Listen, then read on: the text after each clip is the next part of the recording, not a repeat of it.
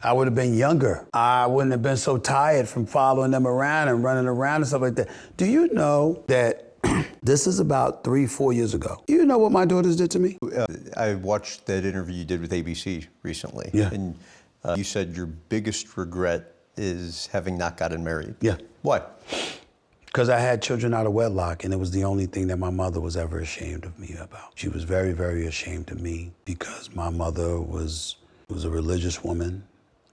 She loved the Lord, and she didn't play that. And she knew it was going to be a tremendous load on my shoulders, a tremendous responsibility. And she was like, you've made smart decisions all your life. How could you slip up and do this? And you know, Mom, I just did. There's no way around it.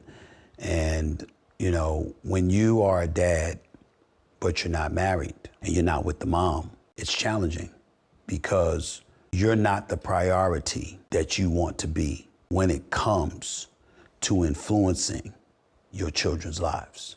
You have to work overtime to do that because even though I've been blessed and very, very fortunate to have two women that are wonderful mothers to my daughters, the fact remains that by not being with them, it put me and my children in a very, very difficult position because you're not there constantly having the impact that you want to have. And so my mother knew that would be the case. And she didn't raise us that way. She's like, what the hell? And she was furious with me. And she said, well, you're gonna make up for it. First of all, you are not gonna be your dad. And what you're going to do is you're going to be the best dad that you can possibly be. And she said, this is not a request. And when she said that, I made a promise to her that that's exactly what I would be. And that's been my #1 responsibility ever since.